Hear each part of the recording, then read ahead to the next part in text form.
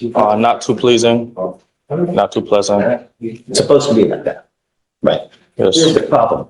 Your lawyer wants me to give you a PR bond, but you picked up a theft case. You're supposed to come to court. You didn't come to court. You took off on us. We issued you a warrant. The only reason we have you now is because you picked up another theft case. So why would we continue to do the same thing? I attempted to come to court, but you see, there's no buses coming out of Kingwood, and I was taking care of my grandmother in Kingwood. So I tried. We tried to get Uber money and everything, but I couldn't make it. And I called in, and We don't have any record. The only reason we have you now is you picked up a new theft case. What happened on the theft case, Alex? So on the most recent theft case on March 6, 2025, the officer was dispatched to a shoplifting call at a Walmart. The officer made contact with asset protection, who stated that he recognized the defendant from a previous encounter and observed the defendant grab multiple items and attempt to leave the store, passing all points of sale without attempting to pay. The defendant stated he is owed a Purple Heart Veterans discount. Therefore, the amount stolen should be less than listed due to the father's military service. The defendant stated he was trying to find his ID that he dropped outside the Walmart, and that is why he passed all points of sale and attempted to leave the exit. And the defendant further stated that the warrant should be invalidated due to him not stealing on the prior theft as well. The total was $283.62. it's all not how it went. No comments on the fact of this case, sir. Okay. Was he ordered in the first theft case not to go back to so they're both at Walmart, right? I just want to confirm. No, the first one at a Melrose was the first theft. Melrose. Yes, Judge. It's Melrose. I believe it's a retail clothing store, so my understanding is. Are you sure? Let me double check what that is. Yes, Judge, it's a clothing store.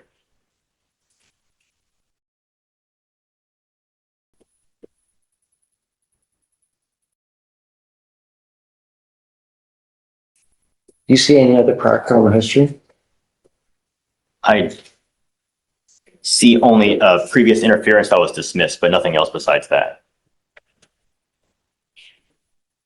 What do you think, Mr. D? I think that I think he would conform to the requirements, Judge. He stated Didn't that. before. I understand. He made a mistake there. We all make mistakes in life. He said that he was attending to his ill mother, that that's not a reason for him not to show up. I just turned 30. What do you do with yourself these days? I'm a farmer in the Virgin Islands. I have a farm. I'm a COO of True Farm Hydroponic Goods. We have a farm in Florida, Palmetto, Florida, and we have a farm in St. Croix, U.S. Virgin Islands. I'm trying to expand to make a ranch over here in Houston. Who do you live with now? My grandmother, she's battling breast cancer.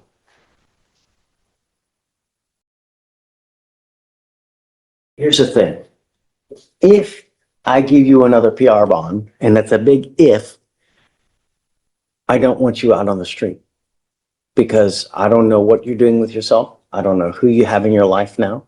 So the first thing that I would like to know is that if we give you a PR bond, where are you going to go?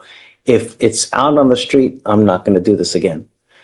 But what I'd like is to see, if you don't mind, reaching out to maybe any family members to see who he has there to go home. If you have, you said grandma, if you have a place to stay, then great. We can verify that so that we know that you're going to go. And the next thing is, if I give you a PR bond, I'm going to put a monitor on your ankle so I know where you are, because you're a flight risk. You've already proven to us that you're a flight risk. And so I'm concerned if I give you a PR bond, you're going to take off on me again. And I don't want that to happen because I'm not going to play this game with you. You know, fool me once, shame on you. Fool me twice, shame on me. So, You already fooled us once. I'm not going to do this again. yes, sir. So what I'd like to know is if you have a stable place to stay, and then we'll go from there. So you mind reaching out to see if he has a place to go to? If grandma will take him in, then I will give you one more chance, but it's going to be with a leg monitor so I know where you are. And if I find that you ever go back to a Walmart again, away go all your PR bonds.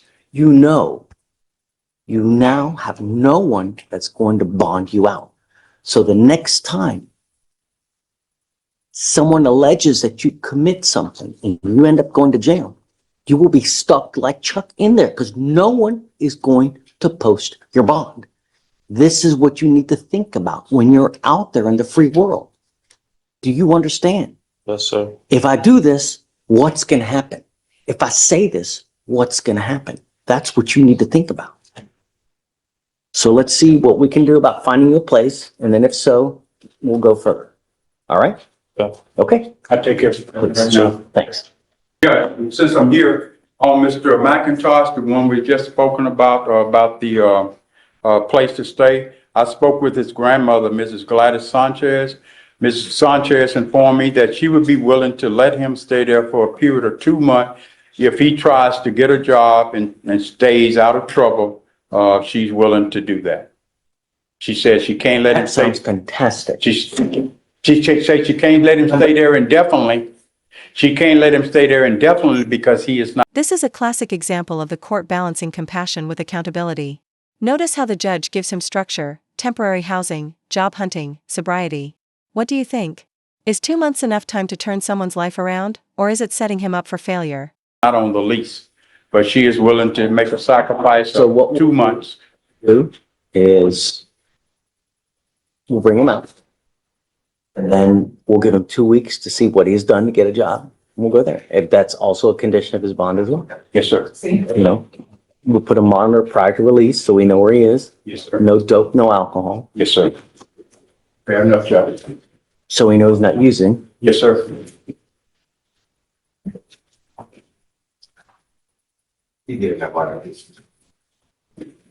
That's it after that, right? We're done? Yes,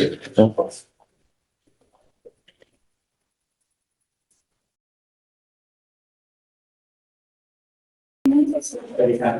What's up?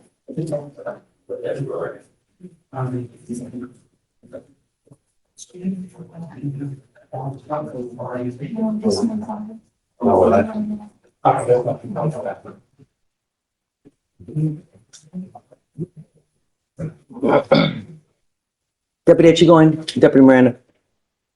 When someone works in jail, do they get paid? Isn't it true they get like maybe 5 cents per hour or something like that?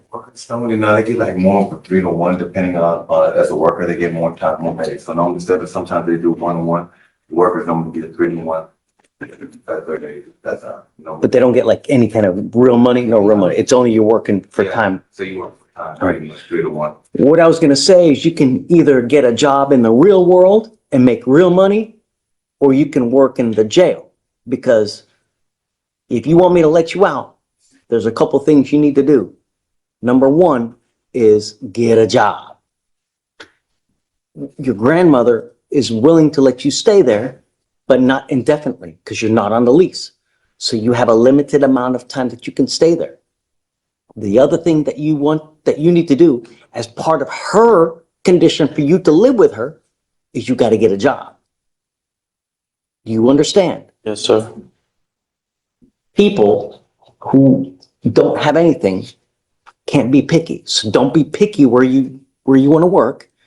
Any job is a good job as long as you're making at least minimum wage and it's verifiable employment so that we know it's real. Okay. I'm going to give you another PR bond now, but I'm not going to do this again. If you pick up a third case, I'm going to go absolutely bonkers. You know, no one's going to bond you out. So think before you act. You are not allowed to go to any Walmarts. And I'm going to bring you back in 2 weeks to see what you have done to get a job. You must put in at least 10 to 15 applications. It doesn't matter where. Lowe's, Home Depot, McDonald's, don't be picky. You have to get a job. Yes, sir. The other thing is no dope, no alcohol. Yes, sir. I'm going to test you. I'm telling you now, I'm going to test you on your release so I know that you're not using. Yes, sir. You understand? Yes, Your Honor. Any questions? Job. Job, drug and alcohol free, and be nice to your grandmother. Because if she's nice enough to give you a roof over your head, don't bite the hand that feeds you, because then your butt's gonna be on the street. Do you understand? Yes, sir. Anything else, Mr. D? No, sir, that'll be all, Chair. Okay, you will get a GPS prior to your release, so we know where you are, and I want you back here in 2 weeks to show me what you've done to get a job. If you have done nothing, it's not gonna go well. You understand? Yes, sir. Okay, all right. So, good luck, Ms. McIntosh. Thank you, Your Honor. Judge, keep the bonds as is with PR bonds. Yeah. And then, On March 2nd, 2025, officers were dispatched to an accident call at the 40. Whoa, this escalates quickly. Passed out, slurred speech, and even admitting to hitting something, but here's the kicker, no one actually saw her driving. That's a huge legal gap. Should an admission alone be enough to prove guilt, or do we need solid eyewitnesses? 500 block of Southwest Freeway. The defendant was passed out in the passenger seat of a tow truck. The officer noticed that her eyes were low, that her speech was slurred, and that her breath smelled like alcohol. The defendant urinated on herself. The defendant stated that she had one drink and that she was coming from a. The defendant showed to be have lethargic behavior. The defendant confirmed that she was the driver and that nobody else was with her. SFSTs were conducted. It was a 6 out of 6 on the HGN, a 6 out of 8 on the walk and turn, and a 1 out of 3 on the, a 3 out of 4 on the one leg stand. You're driving. All we have is her admission that she's driving. Well, yes and no, Your Honor. We do not have anybody that put her driving. Anybody that sees her in the driver's seat. I spoke with the officer on Friday after we left court. He stated that once he was dispatched, the defendant was no longer in the driver's seat of the vehicle, but the vehicle is on the scene, clearly having front end damage. The officer speaks to the tow truck driver who was there and stated that, and learned that that tow truck driver did not see her driving, but another tow truck driver was there on the scene earlier, and that when, there's a lot of tow truck drivers. When the tow truck driver arrived, the other tow truck driver and the defendant were standing outside of the vehicle speaking. So we never. No one even saw her in the car. No, Your Honor. However, this is on a major freeway. I could pull up Google Maps if that's good for you. No, I believe it. I get it. There are 3 lanes to the left of traffic. There are 3 lanes to the right of traffic. There is How no could you way. put her otherwise? I get A it. way for her to leave without honestly being run over. And that's the case law that I've shown you, that she admits to driving, and that The problem I also along have with the is, conjunction of that there's no other way for her to get there or to leave, and that is enough to was there any show up. alcohol in there? Any? In the vehicle, no, we don't have any open containers.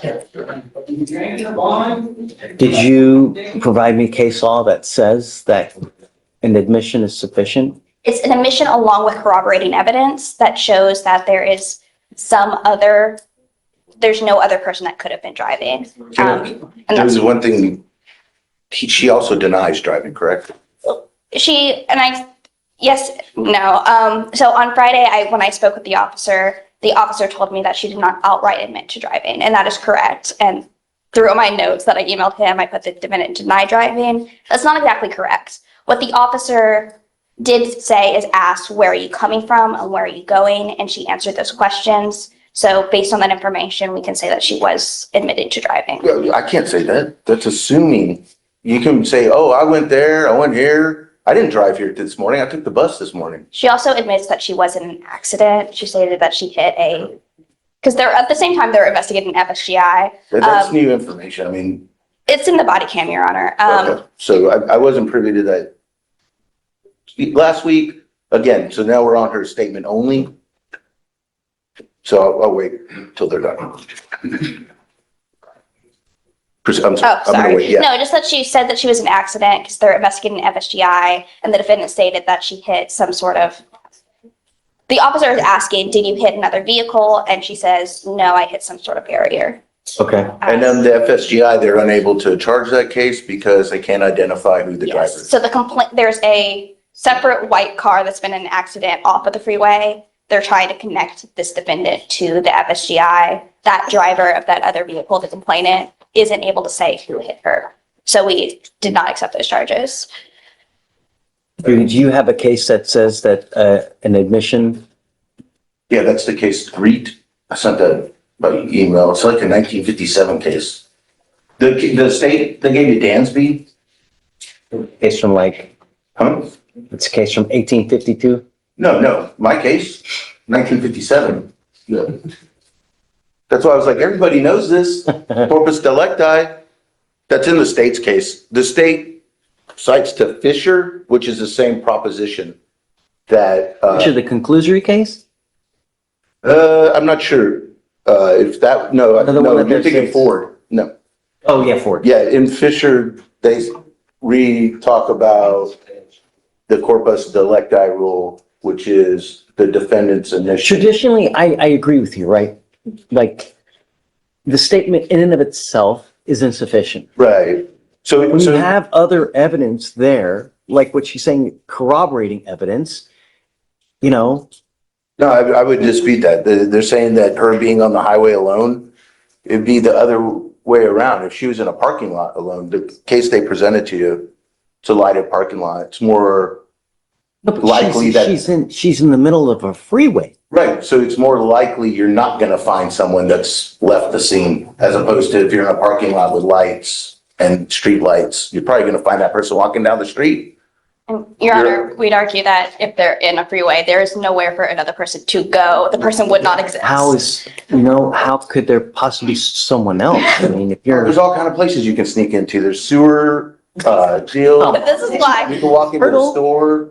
Yeah, I'm just telling you, I don't know why we're assuming everything they say is like grace. In the case they presented to you, there was a restaurant where the defendant was found.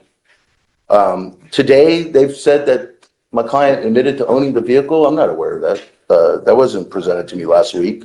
It's in the dip zone, Your Honor. And the officer did run the car and it did come back registered to the, defendant.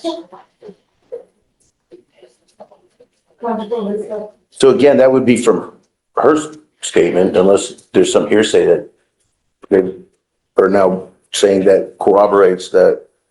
In the case they presented, there's a bar nearby that where the person that is the defendant claims they were at drinking. The way it was presented last week is, I went here, I went here, I went here. It wasn't, I drove there. There was no admission to driving.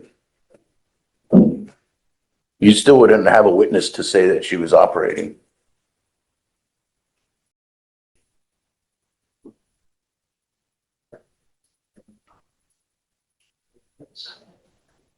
Did you get my email? Because I want to make sure. I'm Okay, cool. I'm reading 3 now.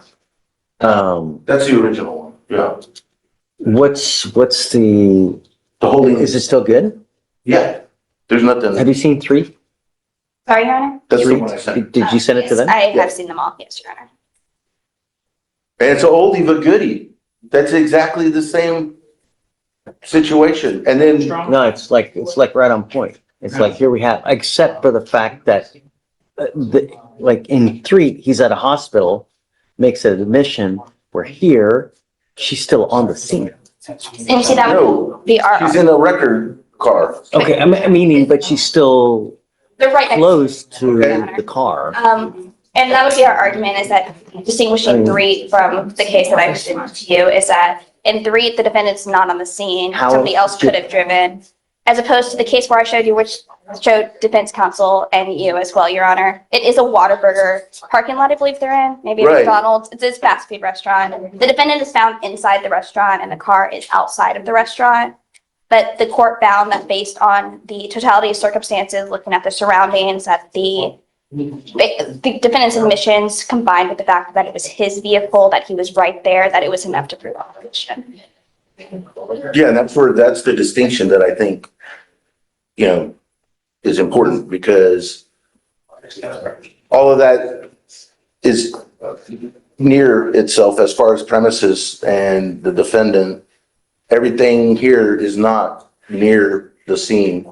It's not all one little package. I don't know where she Why went. not? What do you mean? Why not? The only difference here is that she's sitting in a record truck, but we have No, her they said that she statement. went to all these places that I don't know where they are or if she went and so in this case, they have evidence that she was So going. the officer, hey, where were you coming from? You know, where are you going? And she says, hey, I was, Coming from a club. dancing. Right, whatever. In San Antonio, I don't know. I don't know where that club is. That's what I'm saying. And here they know where the water. Is it relevant? Where? I don't care where. My only concern is she driving. Right. I don't care where she goes. Exactly. And that's where, again, she's not saying she drove there. She's saying that she was there. So She's saying that she was going home, Your Honor. someone was driving her home. What's the exact statement that she says? Don't have it was on the body cam, but I have from the offense report, if I can pull that up. Why don't we put it off till tomorrow so you can take a look at what she's looking at?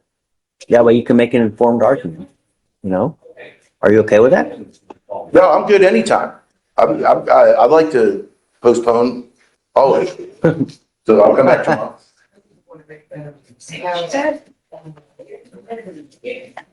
I asked the suspect where she was coming from. She stated Good Moods, a club in Houston, Texas, and that she was going home. So I go home, someone asks me, where are you coming from? I'm coming from the courthouse. Okay, they don't know that I took the bus there, back home. You know what I'm saying? But she's alone. Her car's in a ditch. I don't know, again. I got you, or I I mean, see. take a look. We can finish it up tomorrow. I'll take a look. If you have any more cases, just But I let me do know. agree with you that that case is on point. And then I do want to point out that from last week to today, and I'm assuming tomorrow, the facts are going to keep getting different, So from take a look and take a look at everything. Release everything so that I you have, can. yes, Your Honor. Absolutely every single piece that's out I there. got you. See? Yeah. Okay, Mr. Pond. Thanks. Okay, thank you.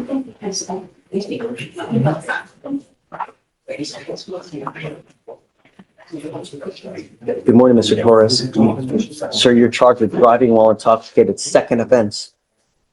You're facing up to a year in jail and or a $4,000 fine. You have worked out an agreement where they're offering you 50 days in jail with credit for the 2 days that you've done. You need to understand that this charge is going to go on your record. It's going to be there for the rest of your life. It's even there after you die. This is important because if you ever get pulled over again and you smell like alcohol, you smell like dope. And there it is, the hammer drops.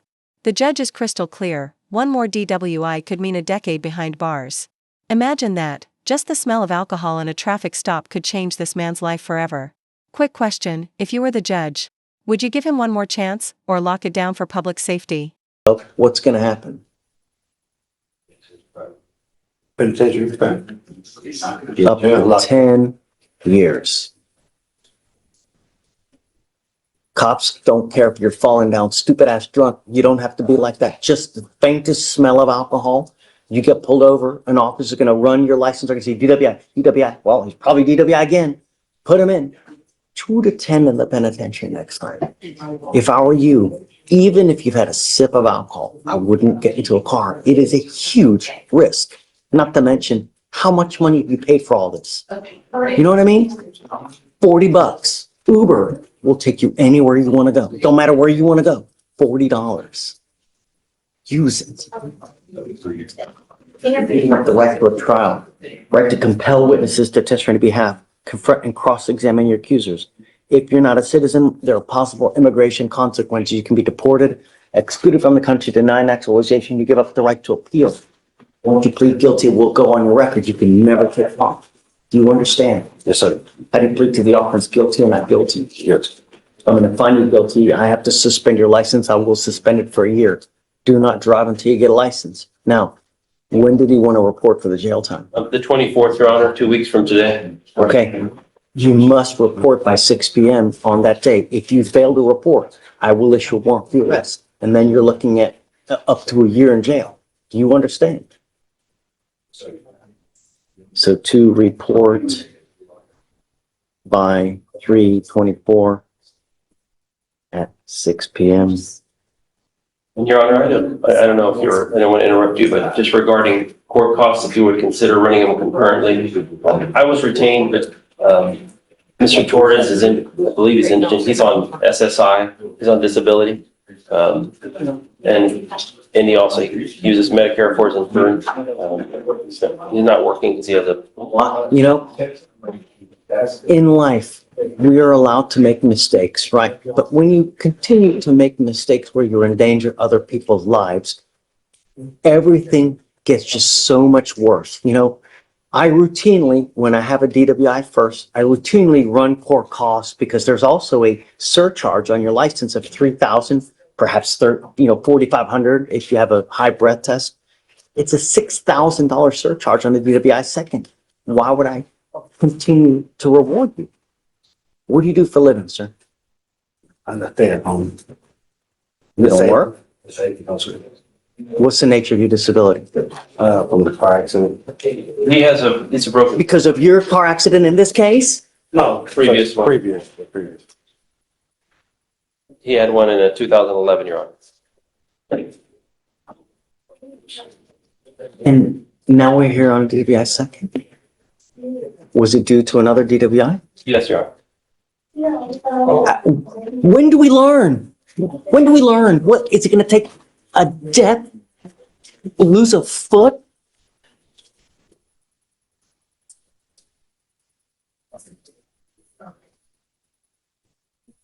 What happened in the accident? I had to be life-flighted. Holy crap. Are you lucky to be alive? Sir. And here we are yet on a DWI, a new DWI.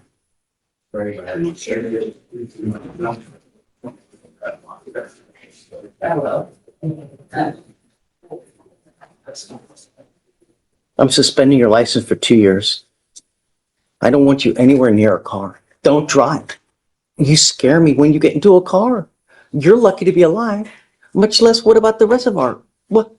You know, my family's on the road all the time. I had a good friend a year ago die from a DWI. What? The reason that we have all these surcharges are because sometimes jail is not enough to get your attention. So now the legislature has made it to where somehow we got to get these people's attention. So let's just start hitting them where it really hurts, and that's in the pocketbook. This is a $6,000 surcharge, not to mention court costs, $6,500 that you'd be rolling out of here with. What do you think? They want me to roll the court costs.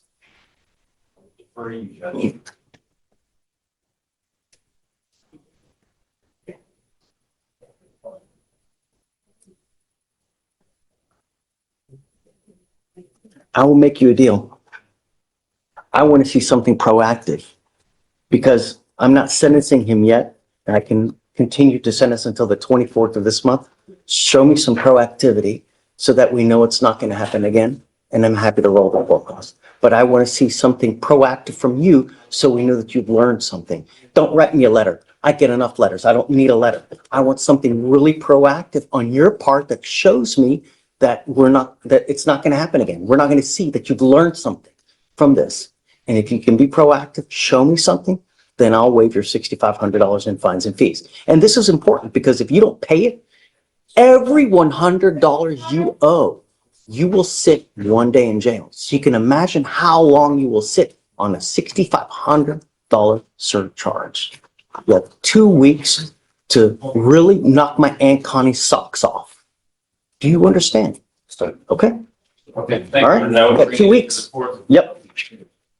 Janus? Yep. Here.